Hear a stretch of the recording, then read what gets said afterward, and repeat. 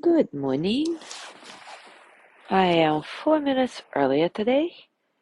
As always, if you're watching in recording, you're welcome to fast forward or stay with us through our hellos.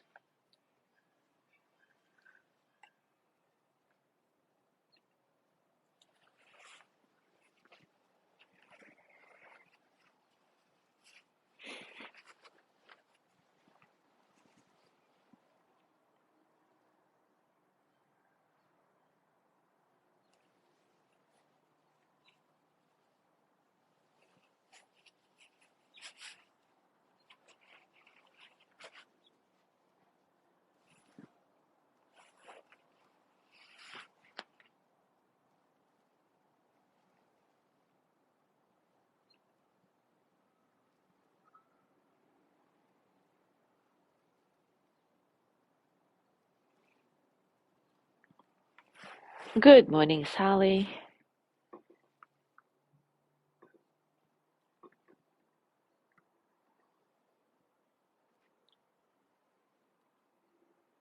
Good morning, Judy.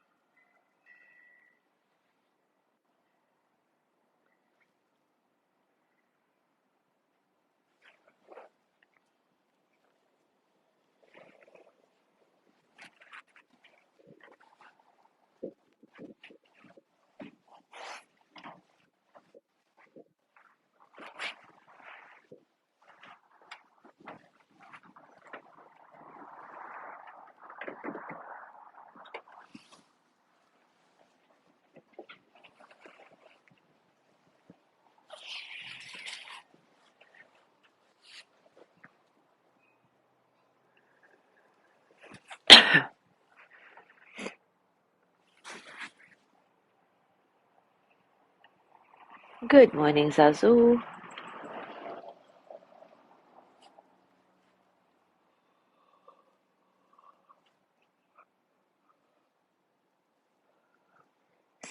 Good morning, Sandra.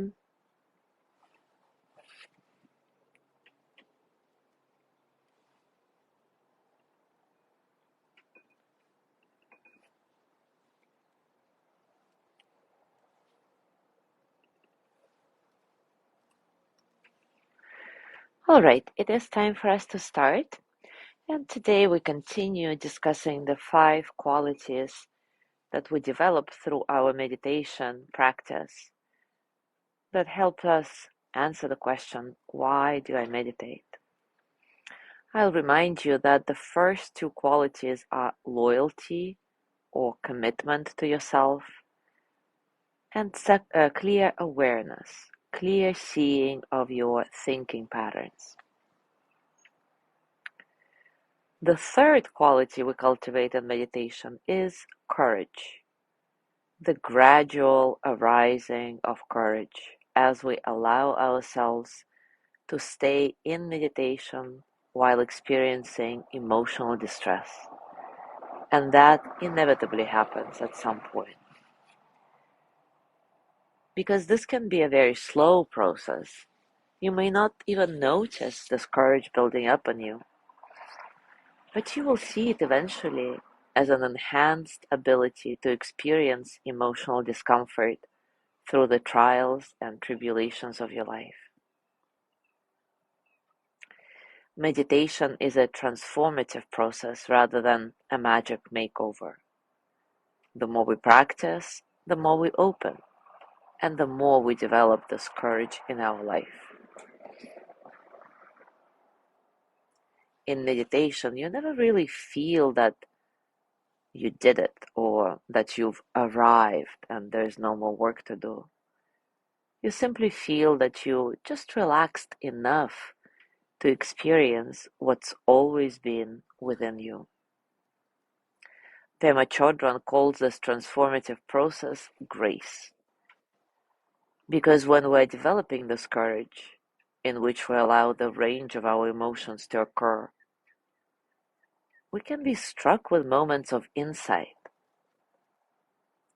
and insights that could never have come from trying to figure out conceptually, logically, what's wrong with us or what's wrong with the world. These moments of insight come from the act of staying in meditation, which takes courage, a courage that grows with time. Through this developing courage, we are often graced with a change in our worldview, if ever so slight.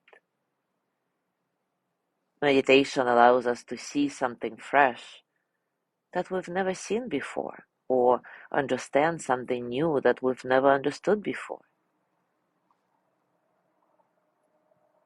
And sometimes those boons of meditations are called blessings. In meditation, you learn how to get out of your own way long enough for there to be room for your own wisdom to manifest. And this happens because you are not repressing this wisdom any longer. It's always been with you, just hiding behind the logical mind. When you develop the courage to experience your emotional distress at its most difficult level, and you're just sitting there with it in meditation, you realize how much comfort and how much security you get from your mental world. Because at that point, when there is a lot of emotion, you begin to really get in touch with the feeling, the underlying energy of your emotions. And you begin to let go of the words, the stories, as best you can. And you're just sitting there in the present moment. Then you realize, even if it seems unpleasant, that you feel compelled to keep reliving the memory, the story of your emotions, or that you want to dissociate. You may find that you often drift into fantasy about something pleasant. And the secret is that actually we don't want to do any of this. Part of us wants so earnestly to wake up and open to right here, right now, the life in the present moment. The human species wants to feel more alive and awake to life. But also, the human species is not comfortable with the transient, shifting quality of the energy of reality. Simply put, a large part of us actually prefers the comfort of our mental fantasies and planning. And that's actually why the meditation practice is so difficult to do. Experiencing our emotional distress and nurturing all these qualities, loyalty to yourself, clear seeing, courage, really shakes up our habitual patterns. And meditation starts loosening up our conditioning, loosening up the way we hold ourselves together, the way that we perpetuate our suffering. Isn't it fascinating how we're built? So simple on one hand, so complex and filled with paradoxes on the other. So today, let's do a practice that may not be pleasant because it is designed to provoke a bit of emotional distress so that you can stay with it through this practice. But remember that meditation is really our training grounds for real life. And the more we meditate, the more courage we naturally develop through meditation, the easier it is for us to accept life's ever-changing nature and thrive in the midst of challenges. So take a comfortable position. As always, take a few moments to settle in, allowing your breath to be soft and easy, completely natural. pausing for presence. See where you're at right now.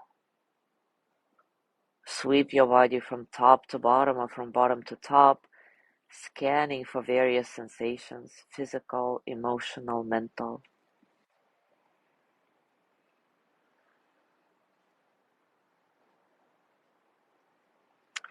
What is the strongest experience you're feeling at this very moment? Can you contact this experience non-verbally? Just getting a felt sense of what's going on.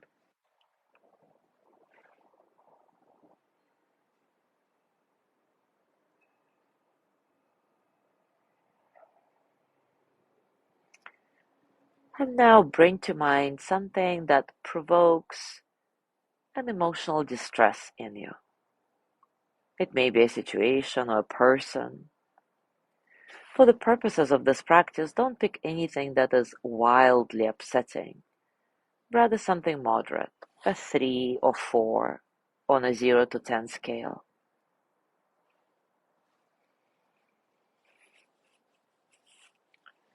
Scan your body once again and notice where this upsetting feeling resides in your body. It may be your belly, your shoulders, your heart, your throat, or any other part. How does this upset manifest physically? What kind of sensations are you experiencing when you're thinking about this situation, this person? Is it anxiety-like sensation or maybe a numbness? Does it feel hot or cold? How is your breath? Has it changed in any way?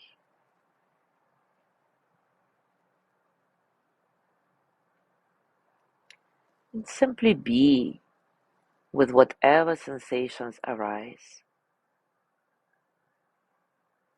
See if you can gradually start letting go of the story itself, the words, the logical explanations, justifications, or whatever it is that your mind is making up, and simply stay with a felt sense of your emotion. I'm going to be silent for a minute or so, allowing you to connect with your direct experience.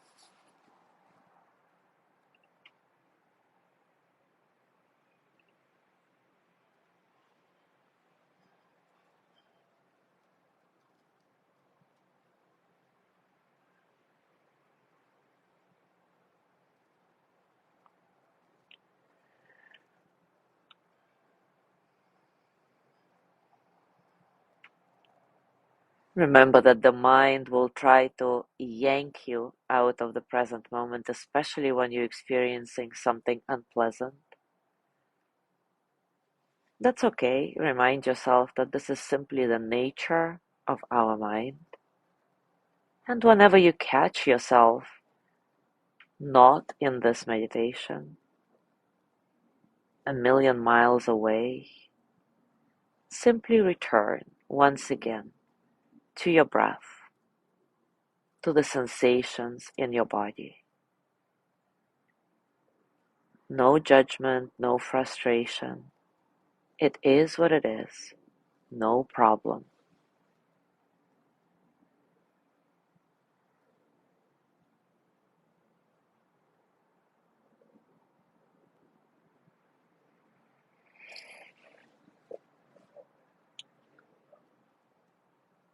Notice what's happening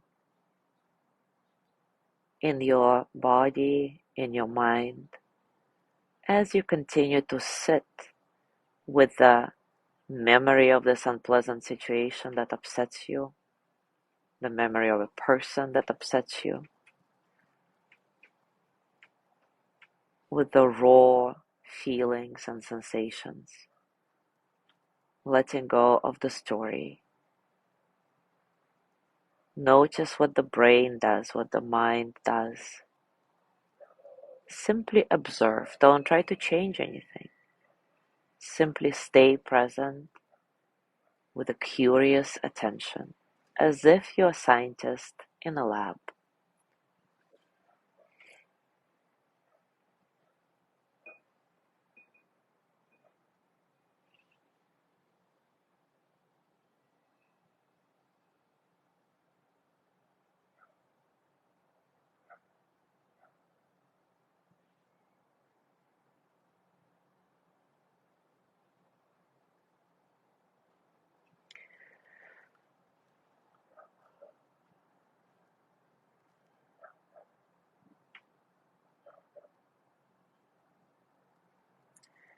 And now let go of this practice, of this exercise. And once again, notice the steady rhythm of your breath that is with you all the time. Gradually bring your awareness back to this moment, to the space you're in right now. And as you go through your day today, I invite you to repeat this exercise as many times as you want or can, and see if it helps you stay with the unpleasant sensations, unpleasant memories, without evaluating them, without justifying anything, without trying to get to change anything. Simply being, watching your mind go in all these directions, knowing that this is completely fine, and remembering that staying with the emotional distress, staying with those unpleasant thoughts, feelings, sensations, is what helps us develop this immense inner courage that allows us to enjoy life in its fullest expression, the good, the bad, the neutral. Thank you so much for being here today. Have a gorgeous day. I will not see you tomorrow because I'm flying back to Cozumel tomorrow early in the morning.